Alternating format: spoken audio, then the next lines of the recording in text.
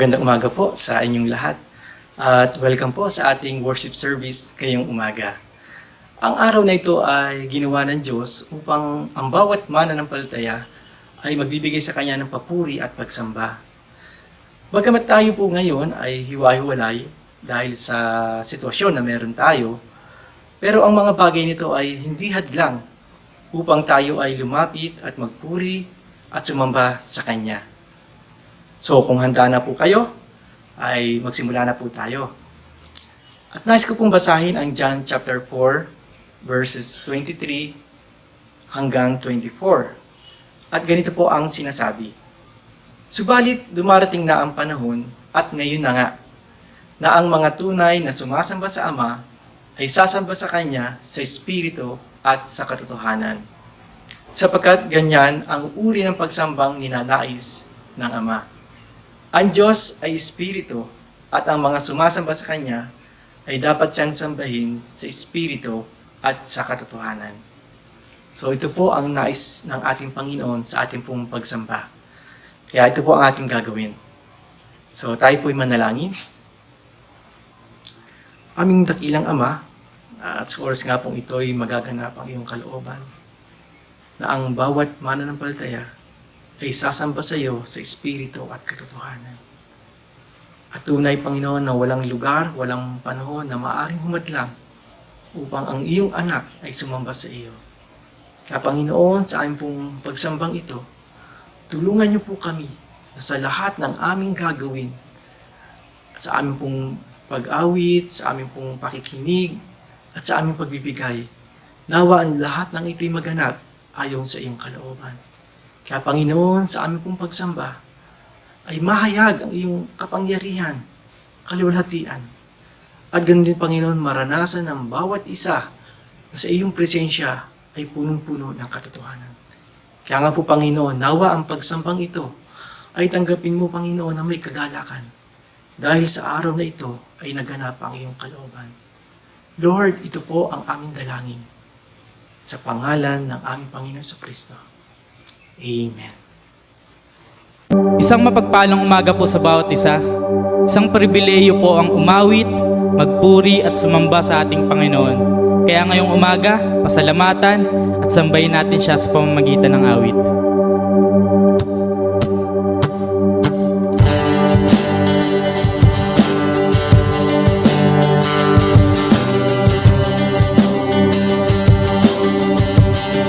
Let's sing. Over star-filled sky, over all created life, what was always meant to be, your glory reigning over me, you're above everything thrown my way, victorious. I need to stand in you always. Amen. Let's sing you reign. You reign over all the earth. We sing it. You reign. Justice and peace. You bring it. You reign. Holy One. You reign. Amen.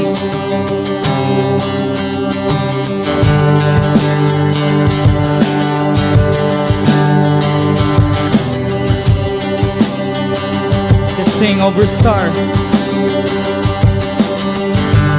Over star-filled skies,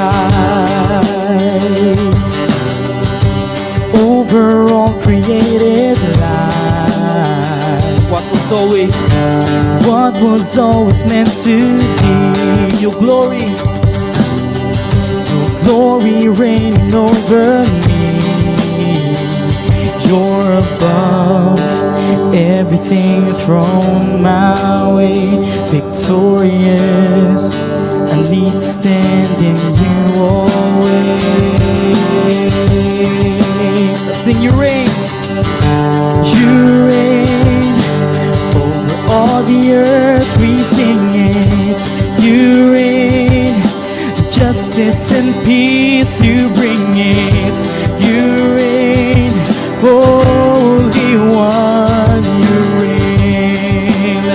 again, you reign. You reign over all the earth, we sing it. You reign, justice and peace, you bring it. You reign, Holy One, you reign. Amen. Purihin ang ating Panginoong Jesus.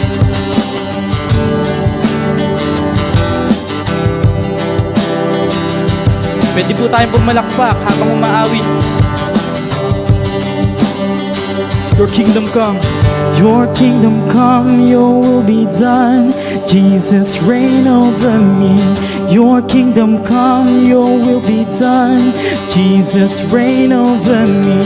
Your kingdom come, your will be done. Jesus reign over me. Your kingdom come. Your kingdom come, your will be done. Jesus reign over me. Your kingdom come, your will be done.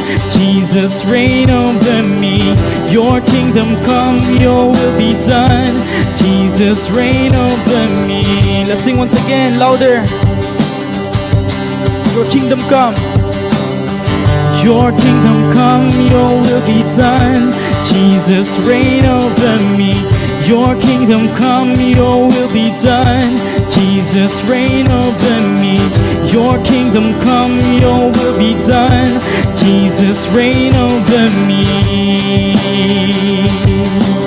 You reign, Jesus. You reign over all the earth, we sing it. You reign, justice and peace, you bring it. You reign, Holy One, you reign. You reign.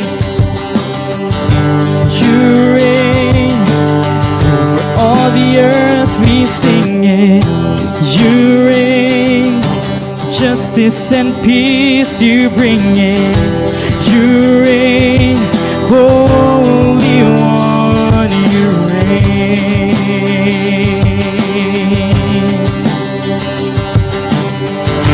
Lord, I lift your name on high. Lord, I love to sing your praises.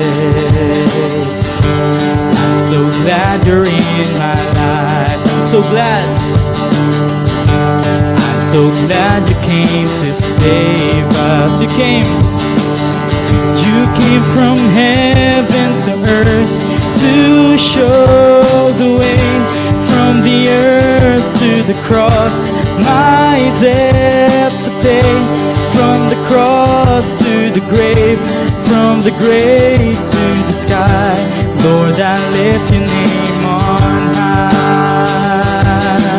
Amen. Lord, I lift your name on high. Lord, I love to sing your praises. I'm so glad you're in my life. I'm so glad you came to save us. You came from heaven to earth to show the way. From the earth to the cross, my debt to pay.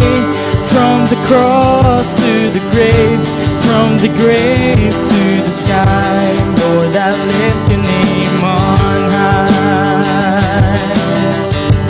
Lord, I lift your name on high. Lord, I lift your name on high.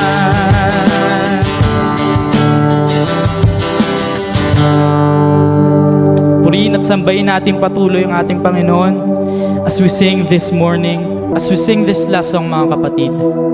Alalahanin natin lahat ng kabutihan, katapatan na ipinaranas sa atin ng Panginoon. Sa mga biyaya na ating tinatanggap araw-araw, sa mga achievements, at kung tayo may mga kamalian, kasalanan na ginawa sa isip, salita at sa gawa, ay ihingi natin ang tawad sa pamamagitan ng pag-awit na ito. Wala tayong ibang maigaganti sa Panginoon kundi ang pagsamba, pagpupuri at pasasalamat sa Kanya.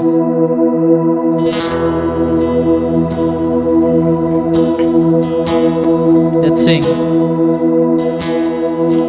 I'll bring you more than a song. I'll bring you more than a song.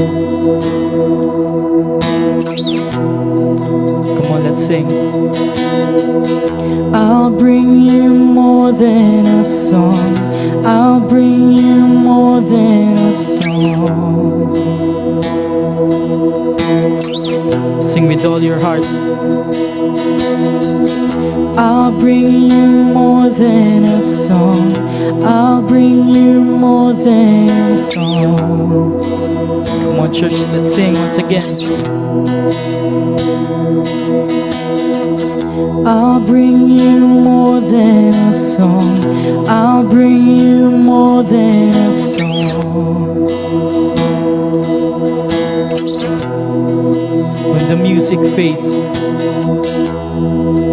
when the music fades, all is stripped away, and I simply come,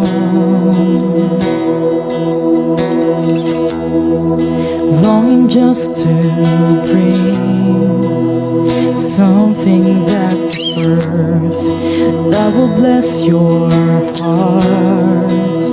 I'll bring you more than a song. I'll bring you more than a song. For a song in itself, it's not what you have required. Search much deeper. You search much deeper within.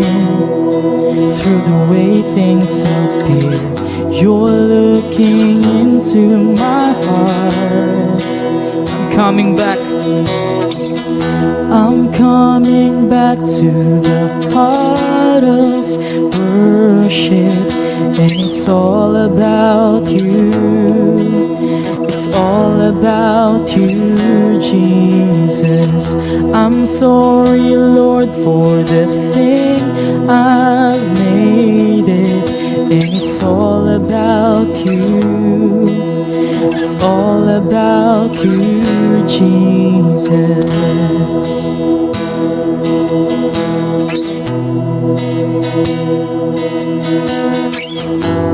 I bring you more than a song.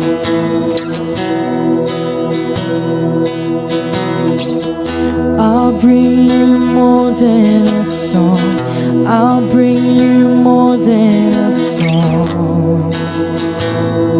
King of endless worth.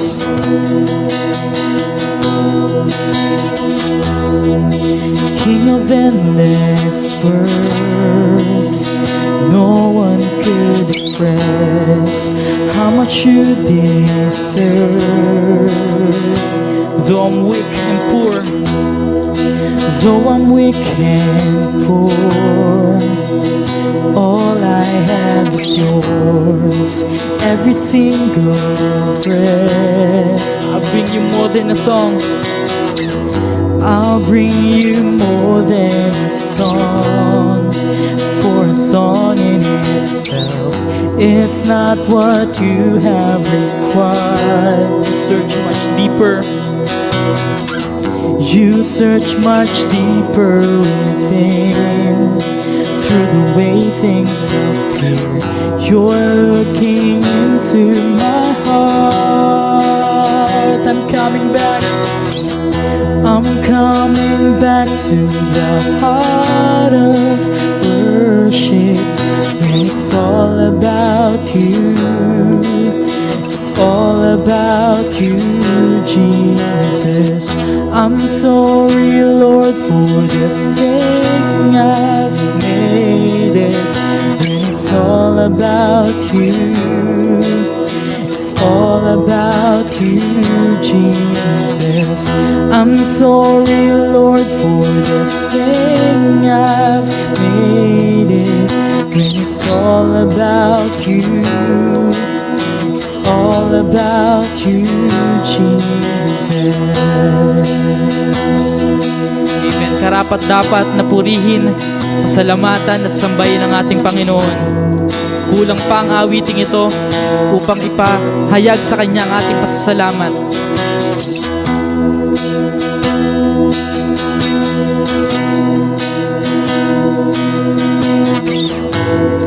Sing with all our hearts. I'm coming back. I'm coming back to the heart of worship when it's all about you. It's all about you, Jesus. I'm sorry, Lord, for the thing I've made it when it's all about you. It's all about you, Jesus. I'm coming back to the heart of worship when it's all about you. It's all about you, Jesus. I'm sorry, Lord, for the thing I've made it when it's all about you. It's all about you, Jesus. Balik natin lahat ng papuri, pasasalamat at pinakamataas na pagsamba sa ating Panginoon.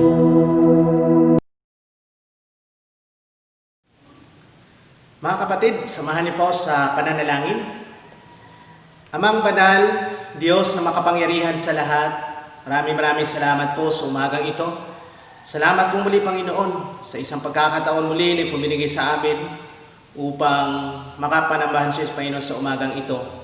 Papasalamat kami sa patuloy niyo pong pag-iingat sa bawat isa sa amin sa loob na isang linggo. Maraming salamat po sa kalakasan, sa iyong provision, Panginoon, at sa iyong patuloy na patnubay at gabay po sa bawat isa sa amin. At salamat po sa mga awitin na kung saan, Panginoon Diyos, ay nare-refresh, Panginoon, ang aming kaluluwa, Panginoon Diyos. At ngayong umaga, patuloy ka naming itinataas, dinadakila, O Diyos, at ibinabalik sa inyo lahat ng karangalan, Panginoon. At lumalapit kami sa inyo, tinataas ko po sa inyo, unang-una nga po, ang kalakasan ng bawat isa ay patuloy niyo pong ingatan, ang aming kalusugan, Panginoon, at sa mga kapatid namin na may karamdaman, O Diyos, amin po silang inilalapit sa inyo. Inyo po silang patuloy na pagalingin sa kanilang karamdaman, Panginoon. Patuloy na makarecover, Panginoon Diyos. At dalangin ko pong ipong provision po sa kanila. Sa mga kapatid po namin na may pinagdadaan ng mga pagsubok, tulungan niyo po, Panginoon, ang mga kapatid namin ito upang malampasan nila ang lahat na ito, Panginoon Diyos. At ang kailangan ng bawat isa ay patuloy niyo pong katagpuin. Ang hanap buhay ng bawat isa ay patuloy niyo pong pagpalain, Panginoon. Mga negosyo ng aming mga kapatiran ay patuloy niyo pong palaguin, Panginoon, sa kabila ng pandemya ito, Panginoon. Dinadalain ko rin po ngayong umaga ang kailangan po na aming church, Panginoon. Naway kayo pong patuloy na magpuno nito, masapatan ang kailangan sa kabila ng pagbaba ng ekonomiya, Panginoon. Iba sa amin ay nawalan ng trabaho. Dalayan ko po, Panginoon Diyos, na may patuloy na magiging tapat kami sa amin pong pagbibigay sa inyo, Panginoon. Tinataas ko po sa inyo ang aming bansang Pilipinas, yung pong patuloy na pangunahan, ang mga namumuno sa amin, lalo na ang aming bayan ng San Pablo, Panginoon Diyos, pagbibigay ng karunungan sa mga leader ng aming bansa, ng aming bayan, naway tulungan niyo po ang bawat isa sa kanila, Panginoon Diyos. Ganun din po, ang bawat mamamayan, ang patuloy po na pakikiisa at pagsunod po sa batas na pinatutupad ng aming local government unit, Panginoon Diyos, sa aming bayan ng San Pablo. At ngayon po, Panginoon Diyos, ngayong umaga, itinatas ko po sa inyo, Panginoon Diyos, ang aming spiritual na buhay. Tulungan niyo po kami upang patuloy na lumago sa inyo, patuloy kaming bigyan ng pagkauhaw sa ipong salita, Panginoon, yung desire na mas matuto pa, Panginoon Diyos, at patuloy na madama ang ipong presensya, Panginoon, at sa aming mga ginagawang gawain katulad ng aming mga fellowship, ng prayer meeting, Panginoon Diyos, at ng aming pananambahan tuwing linggo. Pangunahan niyo po ang mga leader po ng aming iglesia sa lahat ng congregations. At yung Panginoon Diyos, yung rin pong pagpalain mga kapatid po namin sa iba't ibang congregation, Panginoon. Dinadalayan ko rin po ngayong umaga, Panginoon Diyos, naway tulungan niyo po kami, Panginoon Diyos, na sa pamagitan po ng paggamit po ng teknolohiya, Panginoon, ay kami po ay patuloy pa rin lalago sa aming spiritual na buhay, Panginoon. Dinadalayan ko rin po ang amin pong pagre-report po ng finances po o financial status po na aming church maya-maya. Dalayan ko po yung pong pangunguna sa mga magre-report, Panginoon. At ngayon po, Panginoon Diyos, ang fellowship na magaganap po after service ay pong patuloy na pangunahan ng mga leaders, ng mga kapatid po namin na ay patuloy na makiisa, Panginoon. Hindi dahil sa ito'y sinabi namin, kundi alang-alang sa inyo, Panginoon. Kaya pagpalain niyo po ang bawat sanging umaga sa aming pakikinig niyo pong salita, ihanda niyo pong aming puso at isip at nawang niyo pong salita ay patuloy na may apply namin sa aming pang-araw-araw na pamumuhay. Ito po ay dalangin namin sa pangalan ni Jesus. Amen. Amen.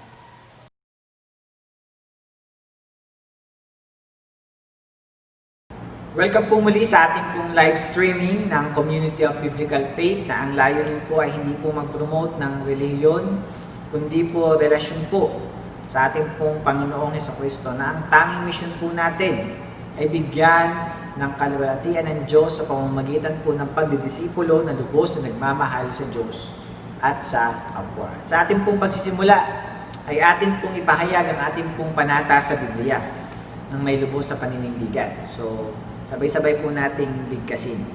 Ito ang aking Biblia. Ito ay salita ng Diyos. Ito ang batayan ng aking pananampalataya at pamumuhay. Ito ang nagsasabi kung sino ako at anong meron ako dahil kay Kristo. Ngayon, makikinig ako ng salita ng Diyos na bukas ang aking isip at handa ang aking puso. Sa pagsasabuhay nito, sa kapangyarihan ng banal na Espiritu, ako ay magiging tunay na alagad na kawangis ni Jesus na aking Panginoon at manunubos. Amen and amen. At bago po ang lahat, ay muli ko pong binabati ang bawat isa na isang mapagpala at magandang umaga.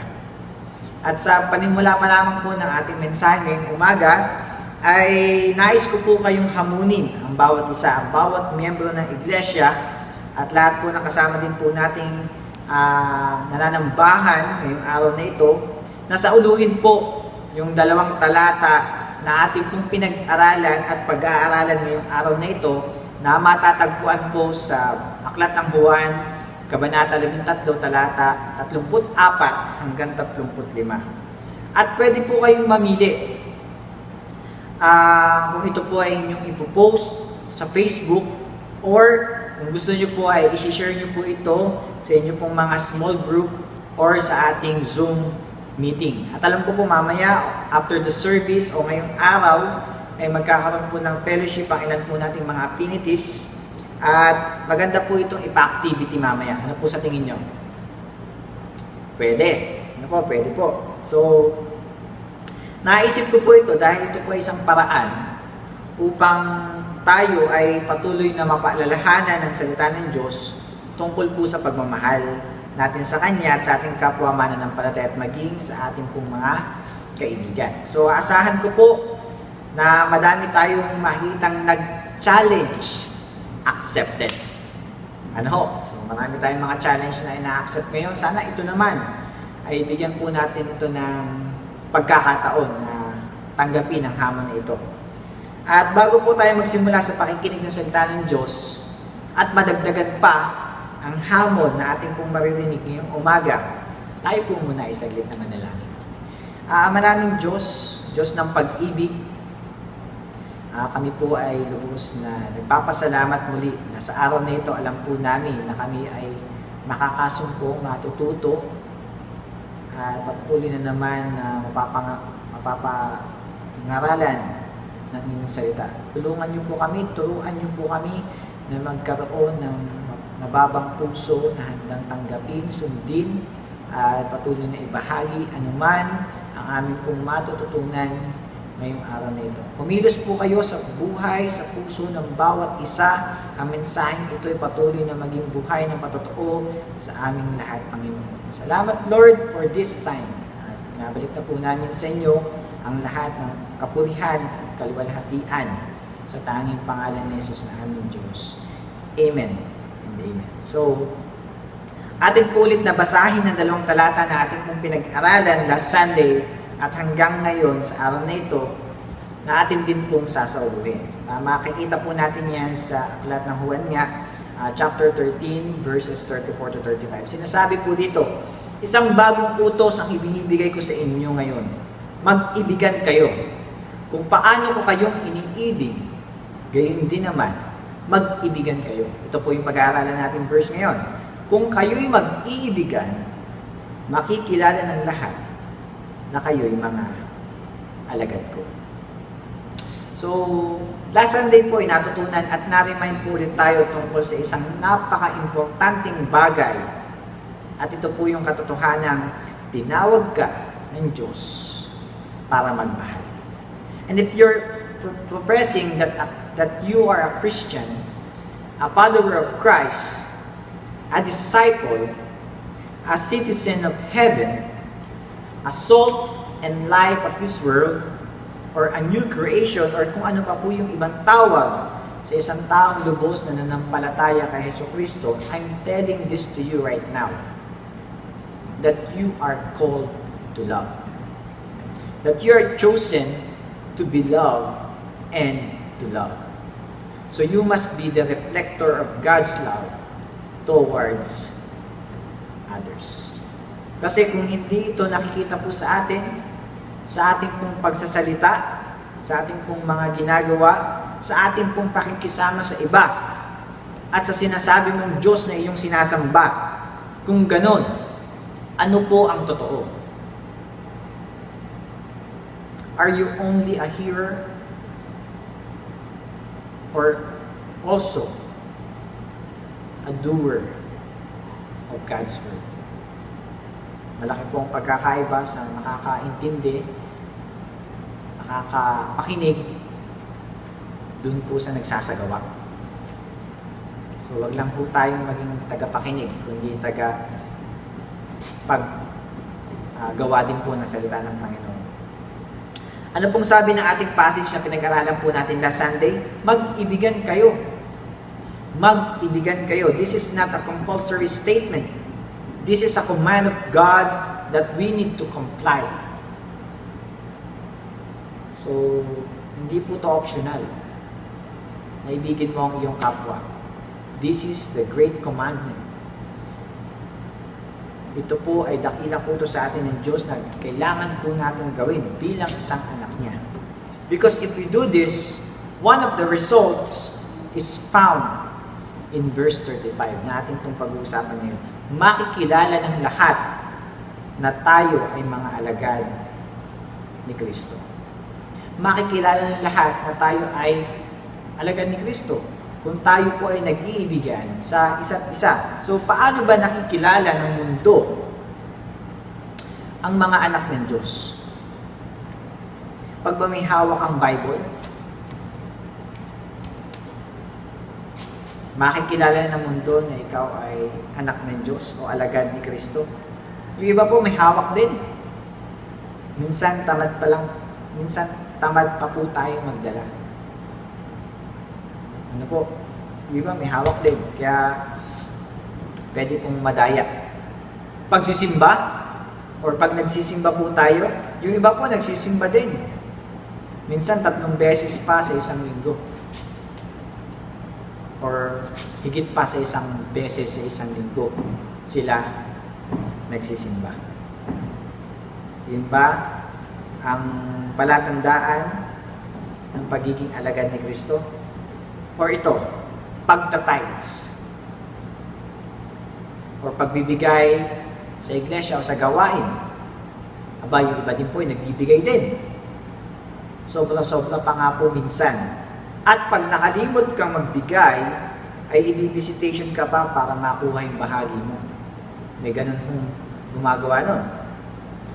Kung saan ay talagang very consistent po sila pagdating sa bagay nito. So, tanong ko lang kapatid, nagtatides po ba tayo? O pwede natin sabihin, ito ba talaga ay isa masasabi natin pinaka-batayan para makilala ka na ikaw ay alagad ni Kristo. O ito, pagbabasa ng Bible at pagbabahagi ng salita ng Diyos. Alam niyo po, yung iba din, yung nagbabasa ng Bible at nagbabahagi ng salita ng Diyos. Parang sinasabi pa nga po na mas masisipag pa nga daw po silang mangaral at magkalat ng sabi po nila ay katotohanan. Naka-encounter po ako noon sa lake minsan na tayo po ay nagbabahagi ng salita ng Diyos sa mga kabataan na biglang may lalapit at sasabihin sa iyo, tutoy, mali yang sinasabi mo, mali yang itinuturo mo, at binantaan ka pa na pananagutan mo yan sa Diyos. Mananagot ka sa Diyos. Tama naman po yun. Mananagot po tayo sa Diyos pag hindi po natin ibinahagi ang mga yung mabuting balita ng kaligtasan at yung iba pang mga bagay na tinuturo po ng salita ng Panginoon. Pero sila ho ay halos makikita po natin na yung kanilang pinapangaral ay napakalayo po sa katotohanan. Pero sila ho halos araw-araw nangangaral. E tayo po ba? Pag may event lang, bigla lang po nating maiisip na magbahagi ng salita ng Diyos. Na dapat ganito po yun. Yung nakasumpong ng tunay na katotohanan ang dapat masipag sa pangangaral. Di ho ba? Binansagan po ang anak ng Diyos, ang mga anak ng Diyos ng liwanag at asin ng sanlibutan at hindi po kabuti. Ano po, na kung saan-saan lang po nasupot. Dapat ikaw ay kitang-kita. Ano po, ako po ba'y kitang-kita ninyo? At nakalantad na nakikilalang anak tayo ng Diyos. May nakapagsabi na ba sa'yo? Christian ka ba? Halata kasi. Di ba? So, halata ba sa atin ang pagiging isang Kristiyano? O mukha lang Kristiyano? So, sana po ay makita po natin na we are the light and salt of this world. Ano po?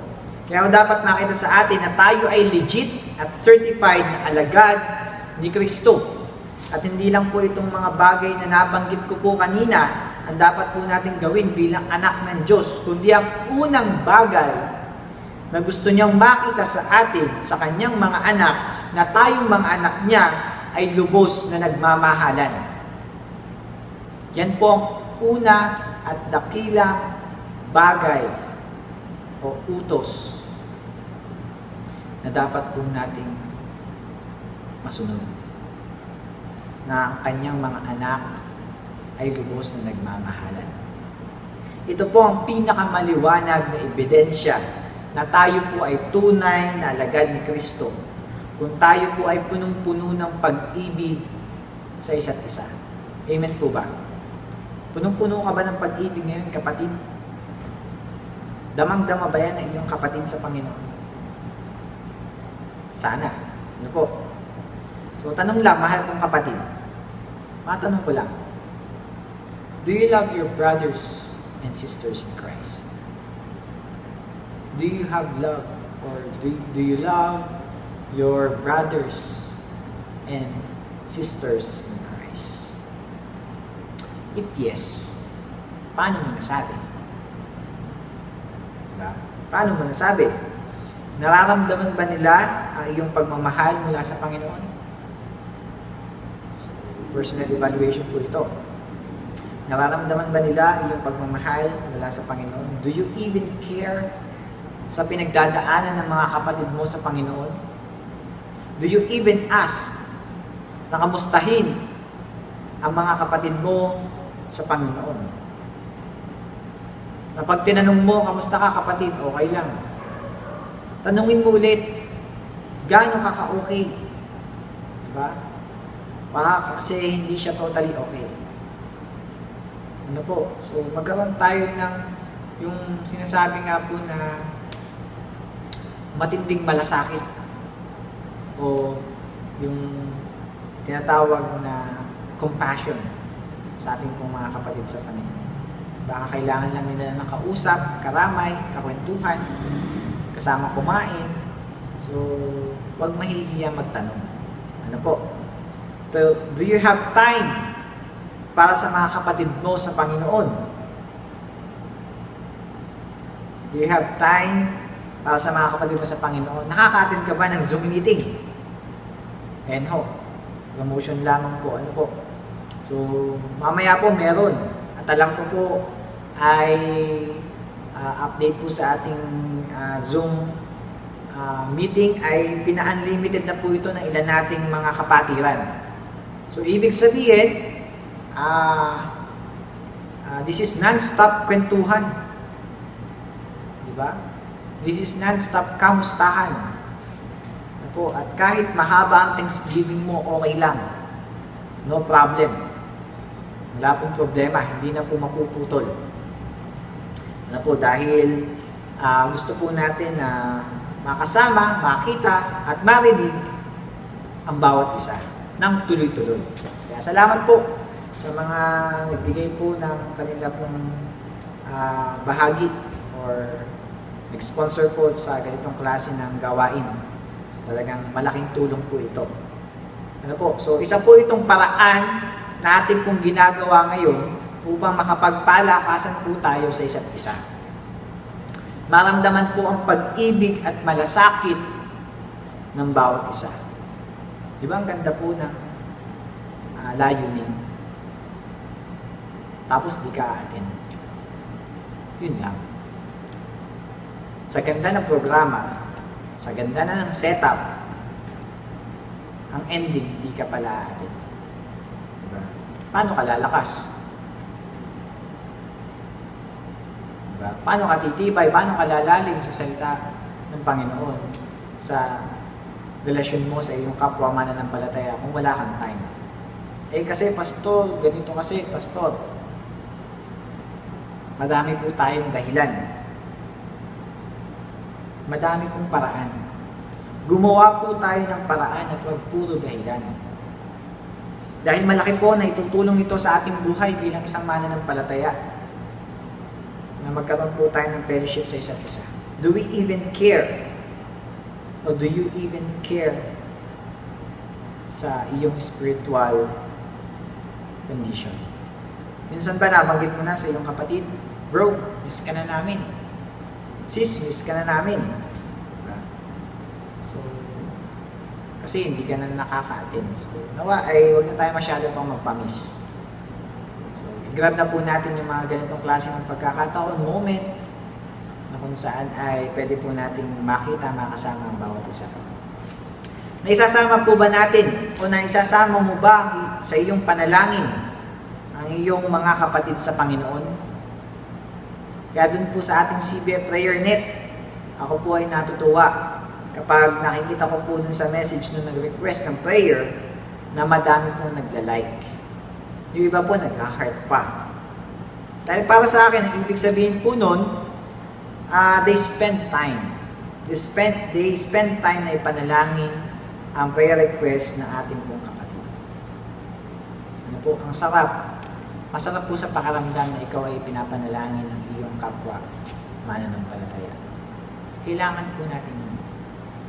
Diba? Kasi ang dami pong factor, ang daming mga bagay na naibibigay nun. Diba? Nakakapagbigay po yun ng encouragement, nakakapagbigay po yun ng comfort, nagbibigay po yun ng nakakabawas po yun ng bigat ng kalooban at marami po akong bagay every time na tayo po ay ipinagpe-pray ng isang tao. Ano po? At madami pa pong halimbawa. Kaya lang kulang po tayo sa time. So, last Sunday din po ay tinanong ko po kayo na isang napaka straightforward na tanong. Mahal mo ba ang Diyos? Mahal mo ba ang Diyos? Ngayon, ang tanong ko naman, Mahal mo ba ang kapatid mo sa Panginoon? Kapatid, ang sagot po ay hindi salita, kundi gawa. Ano po? Katulad ng verse na sinasabi po natin ngayon sa ating pinag-aaralan, kung tayo ay mag-iibigan, makikilala ng lahat na tayo ay mga alagad ni Kristo. We admit that most of us fail daily to act in loving ways. Tama po ba? Fail to act in loving ways. Ito man ay sa ating pong mga mahal sa buhay, lalo na po sa mga sinasabi po natin o tinuturing natin o sa tingin po natin ay kaaway natin.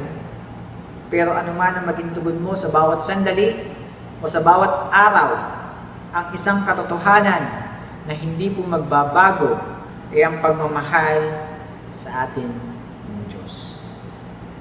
Ano po? So, yan po ang isang katotohanan na hindi magbabago kahit ikaw ay magbago. Ang pag-ibig po sa atin ng Diyos. Pero bakit nga ba minsan hindi natin magawang patuloy na piliin ang magmahal? Ano po? Isang dahilan siguro dyan ay dahil marahil sa ating mga pagkakaiba-iba. Bagamat tayo po ay may isang pananampalataya, may isang Diyos na sinasamba, tayo din po ay dinisenyo ng Diyos na iba-iba. Pero sabi nga po, not to compete to each other, but to complement to each other. And that's the truth. Ano po, halimbawa na lamang po, naniniwala ako na sa mundong ito, kahit gaano ka kabait, kahit gaano pa kaganda ang iyong pakikisama sa bawat tao, ay may dalawang klase pa din ng tao ang meron po tayo sa ating buhay. Yung isa po, heart na heart ka. At yung isa naman po, maha-heart attack ka. Or hate na hate ka. At lalo na siguro pag nagsishare po tayo ng ating mga viewpoints tungkol sa buhay-buhay, tungkol sa politics, or tungkol sa money management, or tungkol sa relationships, or even religion, yung mga opinion natin na minsan malayo sa opinion ng iba. Halimbawa, yung iba ayaw na may utang. Yung iba naman gusto may utang. Yung iba gustong gumising lagi ng maaga. Yung iba naman gusto tanghali na. Yung iba gusto na matamis. Yung iba gusto na maalat. So, yung iba gusto ng kalbo.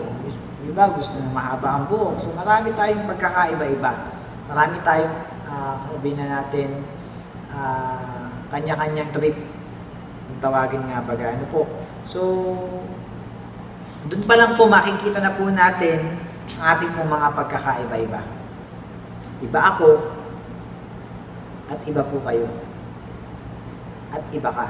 Ano po? Pero hindi po yung dahilan para hindi po natin mahalin ang bawat isa. Ano po? Tatandaan niyo po yun. Kahit tayo po ay magkakaiba, malaki ang pagkakaiba, talagang sobrang pagkaiba, hindi po yung dahilan para hindi po natin mahalin ang bawat isa. Dahil ang ginawa po ng ating Panginoong Hesus, yun po ang kanyang ginawa. Kahit malaki ang pagkakaiba niya sa atin, ay pinili pa din po niya tayong mahalin. Ano po? Kaya ganun din po ang dapat nating maging mindset na kahit gaano man kalaki ang pagkakaiba natin sa isa't isa, ay dapat piliin pa din natin silang mahalin. Dahil yun po ang nararapat at yun po ang dakilang utos sa atin ng Diyos. Sabi nga, we agree to disagree sometimes. We agree to disagree sometimes. Pero pwedeng hindi nasisira ang magandang relasyon sa isa't isa bilang magkakapatid sa Panginoon. Hindi nawawala ang pagmamahal sa isa't isa. Kung tayo mag-iibigan, makikilala ng lahat na tayo mga alagad ko. Ano po? Kaya isang tanong na lang siguro ang atin pong sasagutin. And as I end this series, ito po yung tanong. Hanggang kailan ka magmamahal? Ano po? Hanggang kailan ka magmamahal? Tinawag tayo magmahal, pero hanggang kailan? So meron ako ditong 3 sagot na pwede po natin pagbasihan. Hanggang kailan ka magmamahal? Una po dito is, hanggang patuloy mong nararanasan ang pag-ibig ng Diyos sa iyo, patuloy kang magmahal. Hanggang patuloy mong nararanasan ang pag-ibig ng Diyos sa buhay mo, patuloy kang magmahal. Pangalawa, hanggang patuloy kang binibigyan ng Diyos ng buhay, patuloy kang magmahal. Hanggang patuloy kang binibigyan ng Diyos ng buhay, patuloy kang magmahal. At hanggang patuloy ang iyong pagnanais na bigyan ng kaluwalhatian, karangalan ang ating Diyos, patuloy kang magmahal. Ano po? So, 3 dahilan lang po ito. Hanggat patuloy ang pag-ibig sa iyo ng Diyos, hanggat buhay ka, at hanggat gusto mong bigyan siya ng kaluwalhatian, patuloy kang magmahal. So hanggang kailan ka magmamahal? Kayo po ang makakapagsabi po niyan. So wag natin pong bigyan ng expiration kung hanggang kailan natin mamahalin ng isang tao. Dahil ang kakayahang magmahal, ito po ay kaloob sa atin ng Diyos. At isa ito sa pinakamasarap na pwede natin gawin bilang isang tao o bilang isang anak niya, ang magmahal. Ano po? So, nawa ay natutunan po natin, nakita po natin, at nagkaroon po tayo ng enlightenment regarding nga po dito sa ating pinag-uusapan tungkol sa pag-ibig natin sa Diyos, sa ating kapwa mananampalataya at sa ibang tao. So, before we close, may 2 talata na lang po akong babanggitin na dagdag paalala kung paano po natin may papamuhay ang salitang pagmamahal sa ating Diyos, sa ating kapwa mananampalataya at sa ating mga kaibigan. Una po dito is yung matatagpuan po natin mga talata sa unang Korinto, Kabanata 13, talata 1 hanggang 7. Ito po yung tinatawag natin na the love chapter. Ano po? Kasi marami pong bagay na dinescribe patungkol sa pag-ibig. So, hayaan niyo pong basahin ko po sa inyo. Namnamin niyo po ang bawat bahagi ng mga talatang ito na aking pong babasahin. 1 Corinthians chapter 13 verses 1 to 7. Makapagsalita man ako sa mga wika ng mga tao at ng mga anghel, kung wala naman akong pag-ibig, para lamang akong kampanang umaalingaw-ngaw o pompyang na kumakalampag. Kung ako man ay may kakayahang magpahayag ng salita ng Diyos at umunawa sa lahat ng hiwaga, kung meron man ako ng lahat ng kaalaman at ng malaking pananampalataya na anupat nakakapagpalipat ako ng mga bundok, ngunit kung wala naman akong pag-ibig, wala akong kabuluhan. At kung ipamigay ko man ang lahat ng aking mga ari-arian at ialay ang aking katawan upang sunugin, ngunit wala naman akong pag-ibig, wala rin akong mapapala. Ang pag-ibig ay matyaga at magandang loob. Hindi maiinggitin, hindi mayabang, hindi mapagmataas man, hindi magaspang ang pag-uugali, hindi makasarili, hindi magagalitin o mapagtanim sa kapwa. Hindi niya ikinatutuwa ang gawaing masama, ngunit ikinagagalak ang katotohanan. Ang pag-ibig ay mapagpatawad, mapagtiwala, puno ng pag-asa, at mapagtiis hanggang wakas. At napakaganda po ng sinabi sa verse 8. Matatapos ang kakayahang magpahayag ng salita ng Diyos, titigil rin ang kakayahang magsalita sa iba't ibang mga wika. Mawawala ang kaalaman, ngunit ang pag-ibig ay walang hanggan. So, nakita po natin ang ilang mga katotohanan na kung wala pong pag-ibig, ay wala din pong kwenta ang lahat. Wala din pong halaga ang lahat. Gaano man kahirap o kalaki ang isinakripisyo po natin, pero kung wala naman po itong pag-ibig, ito po'y baliwala. Kaya napakahalaga po bilang isang mananampalataya na kung may isang bagay na patuloy na magiging aktibo sa atin, sa ating buhay, ito po ay ang pagmamahal po natin sa Diyos, sa ating kapwa mananampalataya at sa ibang tao. Napakahalaga po nito. Ano po? At isa pa pong talata natin pong nais ko pong ibahagi sa bawat isa na matatagpuan naman po natin sa Romans 12 verse 9 to 11 na kung saan ay meron din pong mga katotohanang sinasabi tungkol po sa pag-ibig. Ito po, ano pong sabi sa verse 9? Maging tunay ang inyong pagmamahalan. Kasuklaman ninyo ang masama at pakaibigin ang mabuti. Magmahalan kayo bilang tunay na magkakapatid at pahalagahan ninyo ang iba nang higit sa pagpapahalaga nila sa inyo. Magpakasipag kayo at huwag maging tamad. Buong puso kayong maglingkod sa Panginoon. Ang ganda po ng paalala ng salita ng Diyos dito sa passage na ito. Maging tunay yung ating pong pag-ibig sa isa't isa. Magmahalan tayo bilang tunay na magkakapatid. Ano po? At pahalagahan natin ang bawat isa ng higit sa pagpapahalaga po natin sa ating sarili. Ano po? So napakaganda po ng mga paalala nito na magbibigay po sa atin ng pag-asa na kahit sa ganitong sitwasyon na meron po tayo, ay patuloy po natin pwedeng maranasan yung pagpapala ng Diyos sa pamamagitan po ng pagmamahalan po natin sa isa't isa. So muli po ang paalala ng salita ng Diyos, tinawag po tayo para magmahalan sa isa't isa.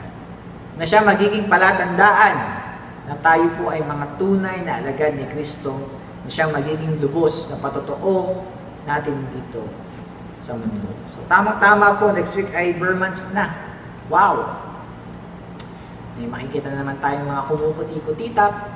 May marinig naman po tayong mga Christmas song or ano pang mga bagay, mga naka-display sa bahay. So, Burr months na po next week.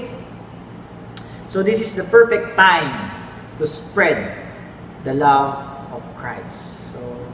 So my last statement po na nais kong sabihin sa bawat isa, my brothers and sisters in the Lord, I love you with the love of the Lord. So have a lovely and blessed Sunday po sa bawat isa. And let's pray. Dear God, Heavenly Father, maraming pong salamat na kung saan binusog niyo po muli kami ng mga katotohanan, kalakip ng hamon na kung saan ay dapat po naming bigyan ng prioridad, bigyan po namin ng panahon na patuloy namin i-workout sa aming buhay, yung pag-ibig na amin nga po naranasan mula sa inyong anak, mula po sa inyo, na may padama din po namin sa iba ang pag-ibig na aming naranasan. Dahil ito nga po ay palatandaan ng pagiging isang tunay na alagad ng Diyos. Salamat po Panginoon sa paalalang ito dahil alam po namin na marahil marami sa amin ang naglalamig, nanghihina. So this is a perfect time. This is a perfect time na kung saan ay nagpaalala po sa amin na it's about time na bigyan po namin ng pagpapahalaga ang bawat isa. Ipadama po namin ang pag-ibig namin sa bawat isa. At salamat po Panginoon sa pagtuturo niyo po sa amin, sa pagtutuwid niyo po sa amin, sa mga gantong klase ng mga katotohanan. Ito po ay pinapasalamatan po namin kayo at ibinabalik na po namin sa inyo lahat ng kalwatian at karangalan. Sa matamis na pangalan ni Jesus, Amen and Amen. So, maraming pong salamat and have a nice day.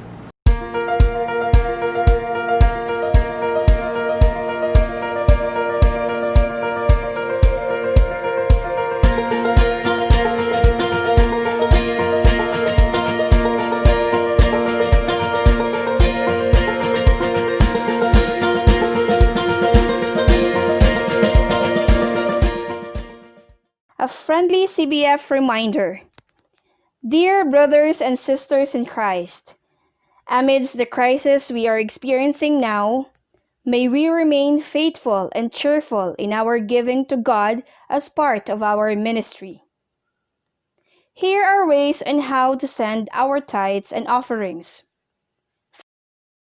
First, through our CBF bank account. You may deposit on China Bank Savings to the account name of Community of Biblical Faith Incorporated, an account number of 627400009565. Second, you can also go to the following remittance centers: LBC, Palawan Express, Smart Padala, and Western Union. Pastor Gabriel A. Suliman will receive the amount you are going to send. You may call or text on these numbers: 0909-373-2315 or 0965-4639245. Finally, you may send Pastor Gabriel Suliman a message on Messenger if you want your tithes and offerings to be picked up at your house. Always remember to notify Brother Glenn Bersenes the amount of your tithes and offerings for record purposes. God loves a cheerful giver. Thank you and God bless. Purihin po ang Panginoon sa ating pananabahan ngayong umaga at patuloy po natin siyang dinadakila at tinataas. At ngayon po umaga, bilang pagtatapos, tayo po ay mag-close po sa panalangin. Samahan niyo po muli ako mga kapatid. Tayo po manalangin. Amang Banal, salamat po sa umaga ito sa aming natapos na pananambahan. Tunay nga po napakadakila niyo po, Panginoon. At amin na nga po ipinagkakatiwala sa inyo ang buong isang linggo, Panginoon, na pamumuhay namin, iyo kami patuloy na gabayan, patnubayan, Ama. At ang pag-ibig ng Diyos, Ama, ang biyaya ng Diyos, Anak, ang patnubay, ang gabay, ang pakikisama't aliw ng Banal na Espiritu ay sumaati nawa ngayon at magpakailanman. Amen. Amen. Now unto him who is able to keep you from falling and to make you stand in his presence, blameless and with great joy. To the only God, our Savior, through Jesus Christ our Lord, be the glory and the majesty, dominion and authority, both now and forever. Amen.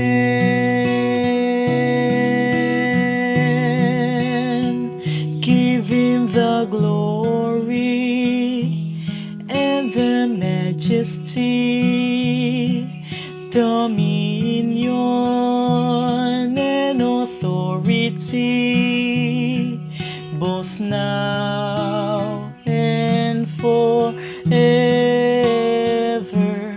Amen.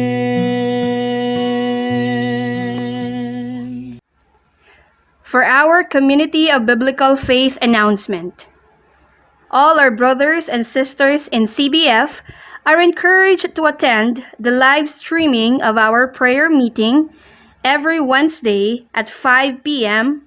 on our Facebook page, CBF Livestream. Did you miss attending Sunday school at Community of Biblical Faith?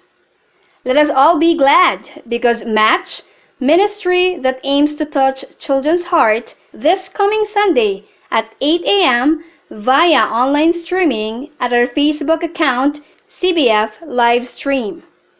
We encourage our dear parents to guide your children in doing activities such as singing, dancing, memorizing Bible verses, and attending to Bible study. This is our way in helping the kids shine for Jesus and focus on Jesus. It is a date on Sunday at 8 a.m. Watch the match. Let's continue to focus on Jesus and be strong in faith. Trust in God always. Keep safe and God bless.